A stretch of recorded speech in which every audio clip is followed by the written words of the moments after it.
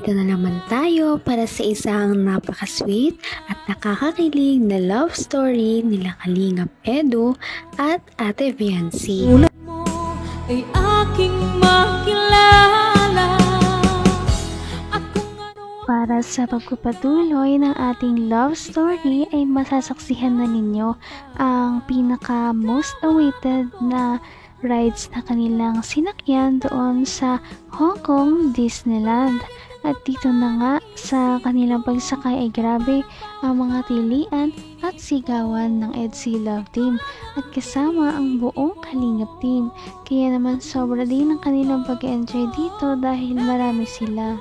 Mas marami ay mas masaya. At idagdag pa ang kakaibang klima sa ibang bansa at malamig talaga, kaya feel na feel talaga nila na parang nasa isa silang movie o parang K-drama. At dumagdag pa na sobrang ganda rin ni Ate Viancy noong araw niyon.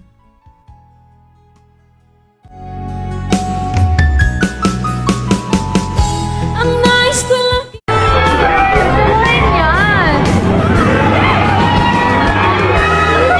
Pero kahit Dok, ano Dok? Kaya mo Dok? Kaya! Kaya sa baba lang, pero wag na umakyat. Wow! Uy! Ay, ganda! Ay!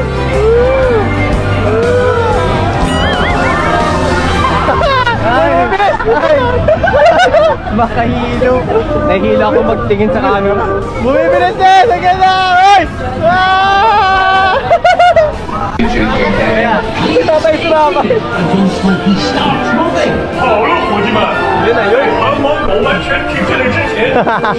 Ang sakit sa ulo. Abay.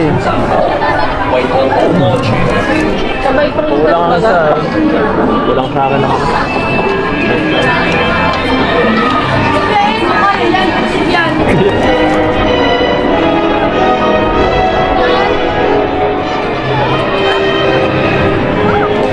Em có gì đó mà hút một tí nào đó. So you just have 12 people here. Okay, never mind. Alright. Link. Iron Man guys. Kung ano ako'y tanggap mo na, hindi ka rin. Extreme naman ang kanilang unang sinakyan dahil una pa lang ay talagang napasigaw na si Kalingap Edu at tuwang-tuwa din naman siya, pati si Ate Viancy sa kanilang unang sinakyan. Pagkatapos nito ay gumala muna sila sa parang isang museum na puno ng mga statue na magaganda. Iron Man guys. Bian, hawak ka lang sa akin ha. Kasi delikado dito. Delikado dito itong mga ano. Ah, si Doc. Ano to? Paano ba to? Seatbelt. Girls, seatbelt. Ayun na guys. Ayun na guys.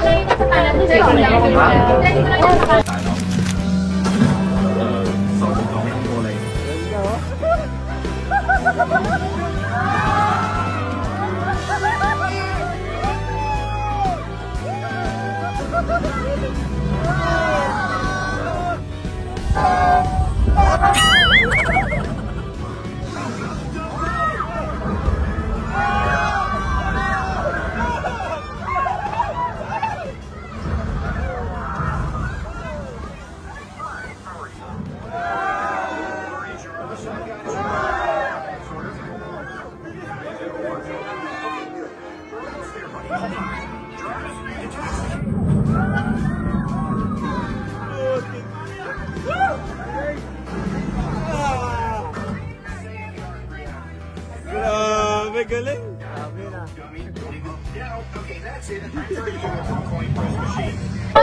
Dok, ang galing mo Dok ha. Pinabilib mo ako Dok ha. Siyempre. May daya din eh. Sa cellphone ako nakatingin. Padaya ka man pala. Naman ang bawat panaginip ko. Ikaw lang ang Sa kanilang pagpunta dito ay parang napunta sila sa ibang dimension na sobrang high-tech na parang nakikita natin sa mga movies lamang. Kaya sobrang nag-enjoy din talaga ang buong Kalingap team. Pagkatapos nito ay lumipat na sila.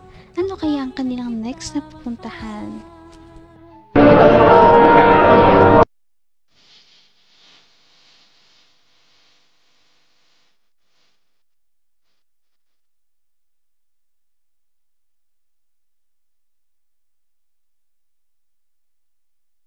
Wonder if you think about me like I think of you. Wonder if you dream the way I do. When you look at clouds, do you see faces as I do? Do you get Grabe, ang ganda talaga. Di ako makapaniwala ano nakapunta ako dito. Ha? Kahit ako. Hindi ko akalain na makakabalik ako dito. Ito na yata yung pinakamagandang napuntahan. Sa lahat. Ako, kahit saan, basta kasama ka, maganda.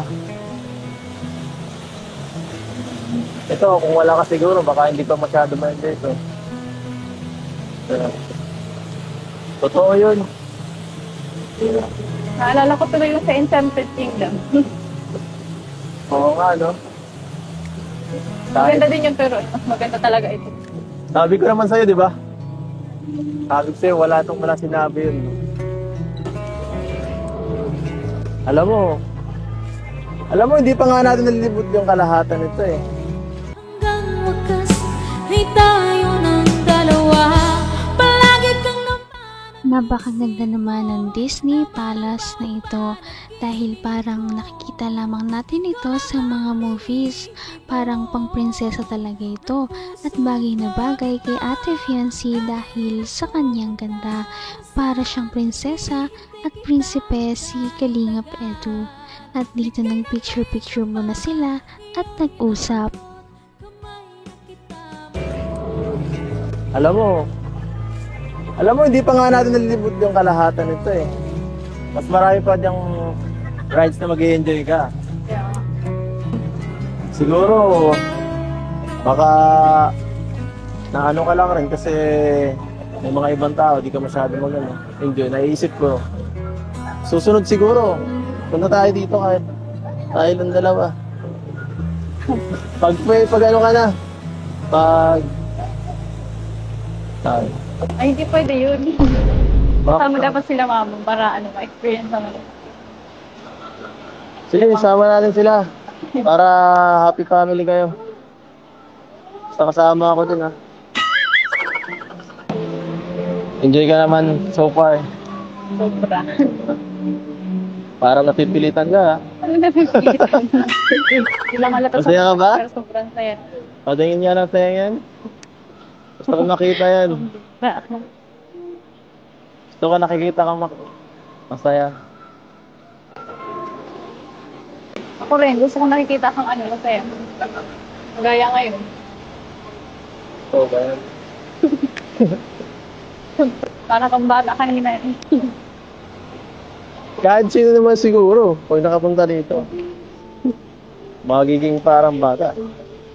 Pangarap to ng karamihan eh. Sana nga ay sa susunod na pagdalaw ni Ate Fiancé ay kasama na ang kanyang buong pamilya. Dahil para kay Ate Fiancé, ang kanyang pamilya talaga ang pinakamahalaga kaya hindi niya ito kinakalimutan. Sana nga ang lahat din ng mga dalaga ay ganun dito mag-isip. Gaya ni Ate Fiancé dahil sobrang bait na talaga kaya marami ang humahanga. Napaka-sweet talaga nila at napakabait ng tambalang ito kaya maraming sumusuporta. Kaya naman sana ipatuloy natin silang suportahan at mahalin si Fiancé, si Kalingap Edu at ang Kalingap team. Yun lamang at maraming salamat sa panonood. Abangan natin kung magkakatuluyan ba talaga si Kalingap Edu at Fiancé. Hanggang sa muli! Bye!